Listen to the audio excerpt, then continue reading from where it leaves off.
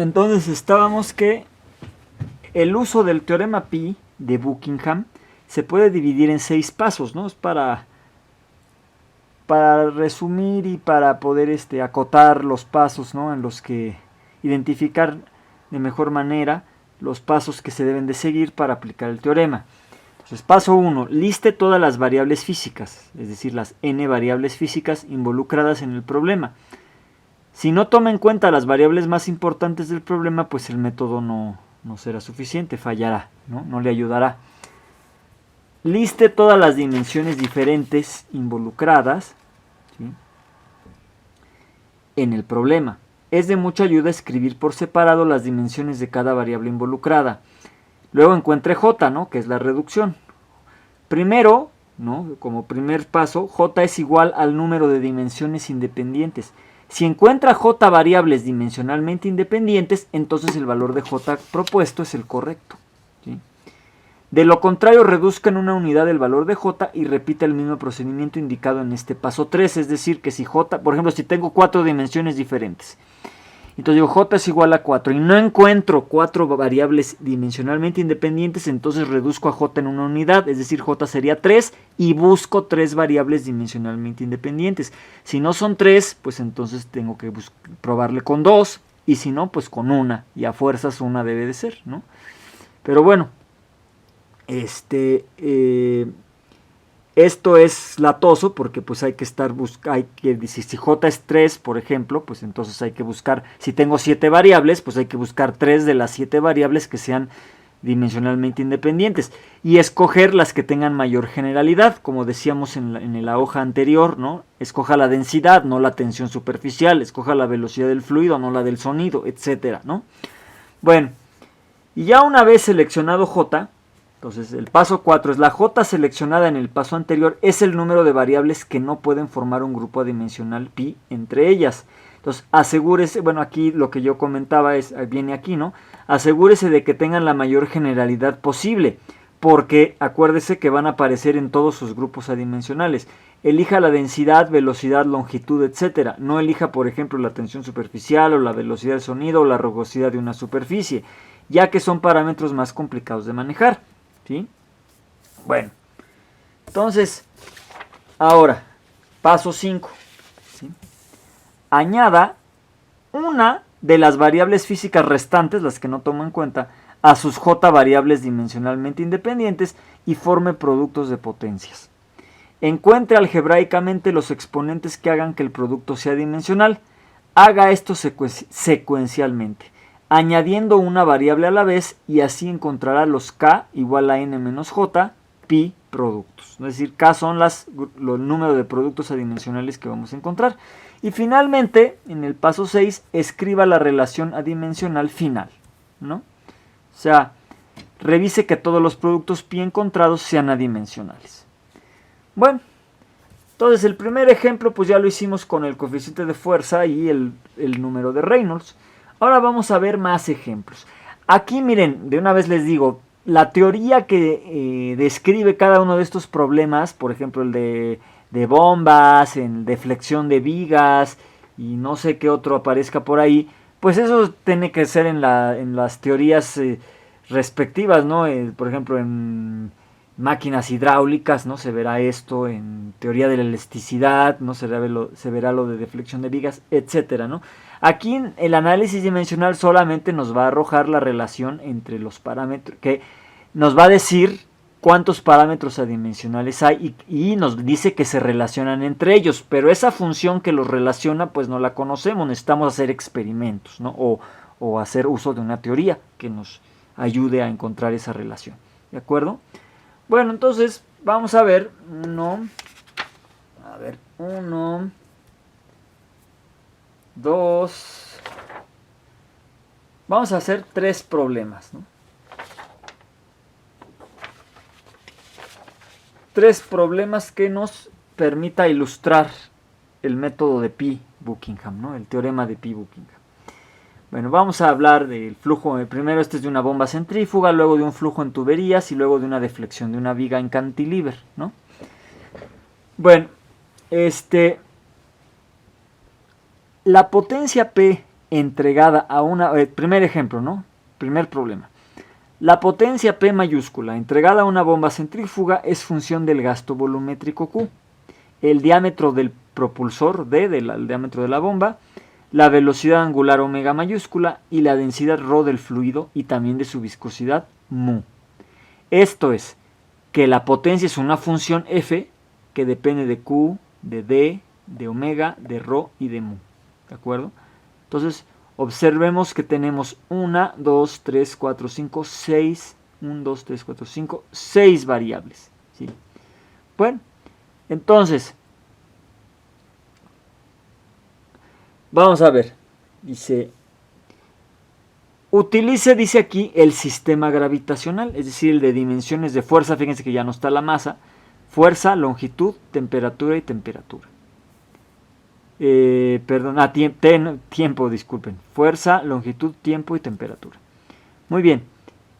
Entonces, bueno, aquí antes de poner esa tabla dice, reescriba la relación entre P y las demás variables en forma dimensional.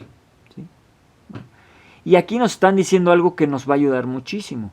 Utilice a omega, ρ y D como parámetros de escala. ¿Por qué digo que nos va a ayudar muchísimo? Bueno, miren, el paso 1 del teorema Pi es decir, ¿cuántas variables hay? 6 variables. ¿Sí? Entonces, n vale 6. Ahora, pongo sus dimensiones. ¿Cuántas dimensiones diferentes tengo en el sistema gravitacional? Tengo F, L y T. Tengo 3 dimensiones diferentes. Bueno, entonces J vale 3. ¿No? Aquí, bueno, J vale 3. Entonces yo tendría que buscar de estas 6 variables 3 que fueran dimensionalmente independientes. Y entonces tendría que probar con cada una de ellas, que eso es lo que ustedes tienen que hacer en los problemas que les dejemos, ¿verdad?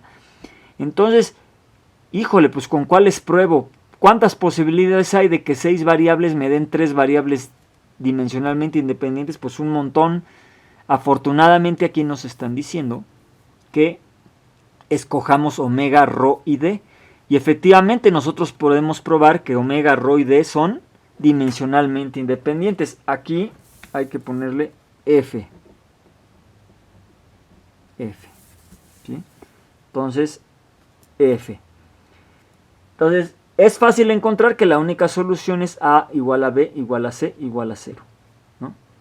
Entonces J, pues es 3, ¿no? J es igual a n menos k, de aquí despejo k y me queda n menos j. Entonces 6 menos 3 me da 3, quiere decir que voy a encontrar 3 grupos adimensionales, pi1, pi2 y pi3. Recuerden, j es la reducción y lo que hace es, primero se pone, como tengo 3 variables dimensionalmente, tengo 3 dimensiones diferentes, entonces j es 3. Y tengo que probar que pueda yo encontrar 3 variables dimensionalmente independientes. Y aquí el problema ya me está diciendo que son estas 3. Entonces efectivamente J es 3. Y entonces para encontrar cuántos grupos adimensionales son, ¿no? J es n menos k. K es el número de grupos adimensionales. Despejo k de aquí y entonces me queda n menos j. J ya vimos que es 3 y n es el número de variables originales que teníamos, ¿no? Que eran las 6 variables que tenemos aquí en la tabla. 1, 2, 3, 4, 5, 6. Observen que aquí en la tabla puse las dimensiones de cada una de las variables en términos de la fuerza, de longitud y de tiempo. ¿De acuerdo? Aquí están. Bueno, entonces, tenemos 3 grupos adimensionales. Entonces, hay que encontrar pi1, pi2 y pi3. Muy bien. Entonces, ya sabemos que hay que combinar estas 3 con las 3 variables que me faltan. Primero lo voy a hacer con P. Entonces a P le pongo el exponente 1. Hago lo que ya sabemos para los exponentes, ¿no? Entonces tomo en cuenta el tiempo, la fuerza, la longitud y tengo estas ecuaciones. Entonces resuelvo y me queda que A vale menos 3, B vale menos 1 y C vale menos 5. Entonces el primer parámetro dimensional es este, ¿no? Y entonces P entre omega al cubo, densidad por diámetro a la quinta. Pueden ver ustedes que tiene unidades de potencia, esto tiene unidades de potencia, esto son unidades de potencia. Y entonces esto me da lo que le llaman en máquinas hidráulicas coeficiente de potencia. ¿Sí? Bueno, entonces el segundo parámetro dimensional es combinar omega, rho y d, que son mis tres variables dimensionalmente independientes, con el gasto volumétrico Q. Entonces hago esto, a Q le pongo exponente 1, a esta es igual a, B y C, y tengo que encontrar otra vez los valores de A, B y C, que esto se haga dimensional. Entonces tomo el tiempo, la fuerza, la longitud y tengo estas ecuaciones. Finalmente encuentro que A vale menos 1 y que C vale menos 3. Y de aquí sé que B vale 0. Fíjense, una sí puede valer 0, pero las otras no valen 0. Entonces sustituyo esto aquí y me queda que el segundo parámetro dimensional es este, ¿no? Y esto le llamo pues CQ, coeficiente de gasto, así le llamo.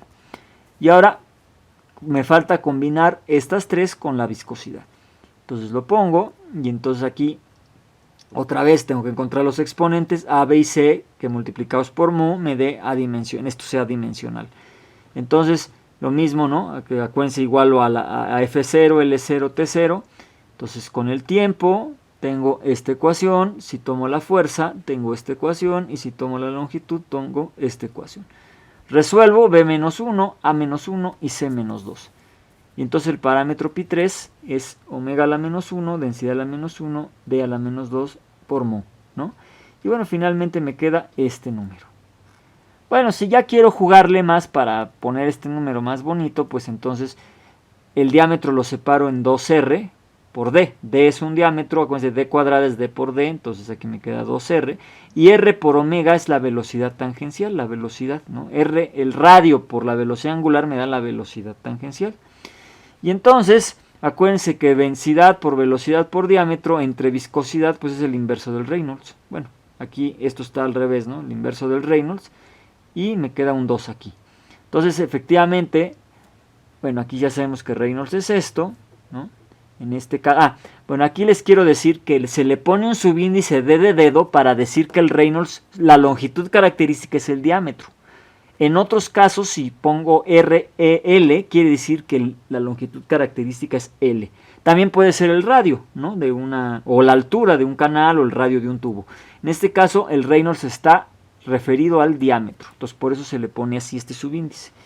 Bueno, y entonces finalmente pi1 es una función g, que quién sabe cuál sea, pi2, pi3. Esto quiere decir que pi1, que es el coeficiente de potencia, es función del coeficiente de gasto y del número de Reynolds. ¿De acuerdo? Bueno, entonces esto es, esta función pues tendríamos que graficar este coeficiente contra este y con este para ver qué nos sale, porque si no, no podemos encontrar esta función, ¿no? Esta función es la que ya necesitamos los métodos numéricos o experimentales, ¿no? Métodos experimentales para encontrar quién es esta función, ¿no? Bueno, o una teoría, ¿no? Una teoría ya bien desarrollada. Bueno, vamos con otro ejemplo, ¿sí?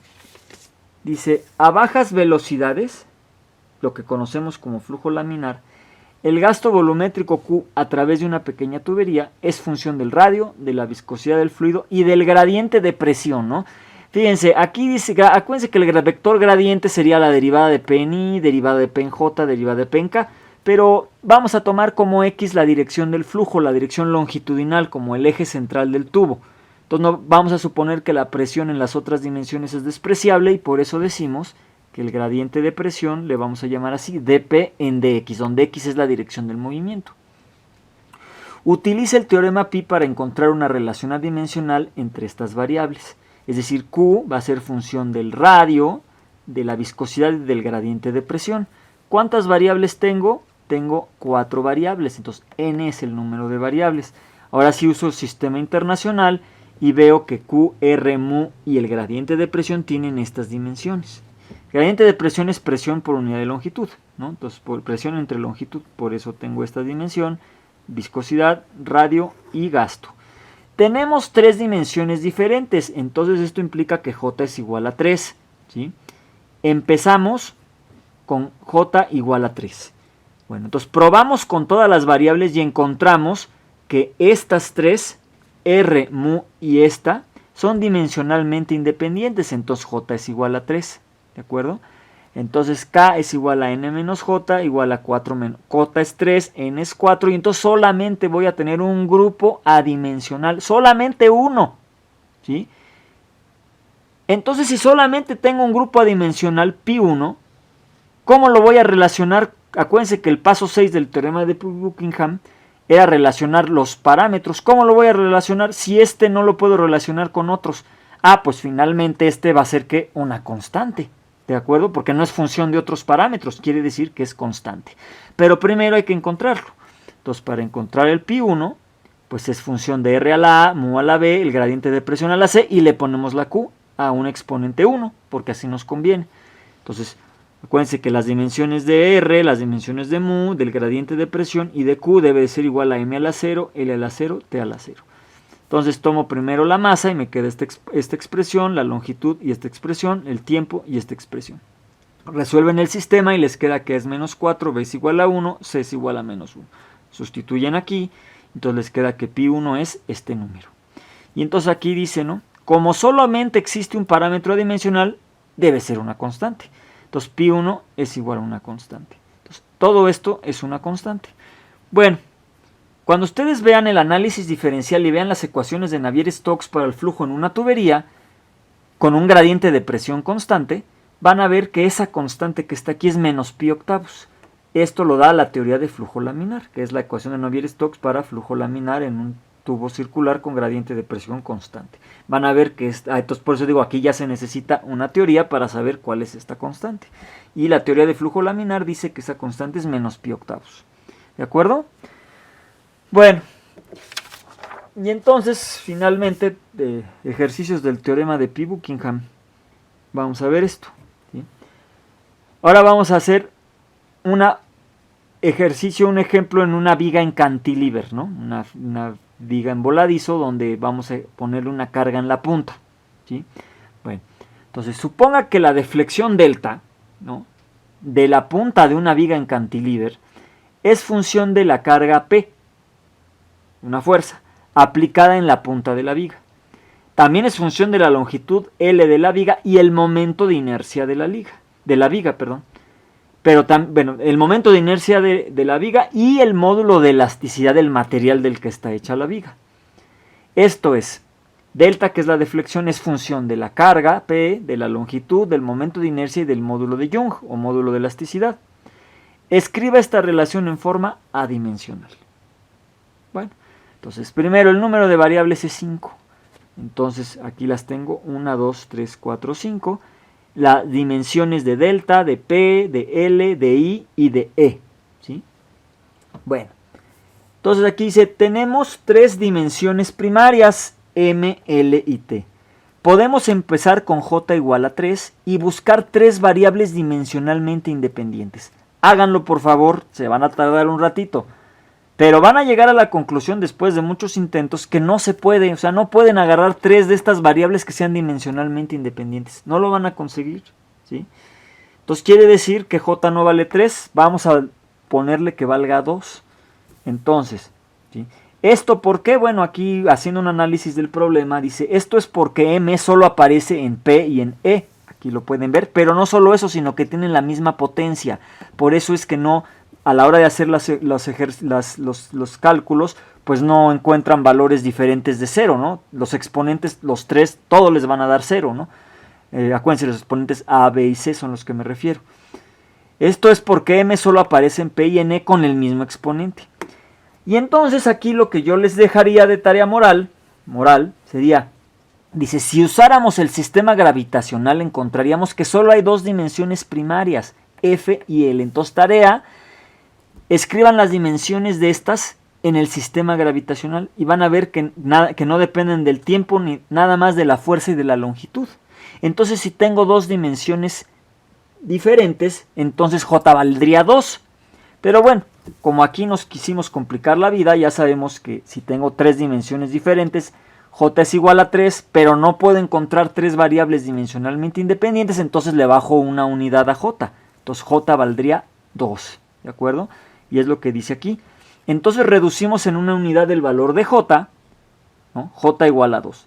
Y después de hacer pruebas, ahora tengo que encontrar 2 variables dimensionalmente independientes. Y haciendo pruebas con todas las variables, encontraríamos que L y E son dimensionalmente independientes. Por lo tanto, J es igual a 2. J igual a 2 es correcto, ¿sí? Y la reducción, bueno, es 2. K es igual a N menos J. Despejo K, tenía 5 variables.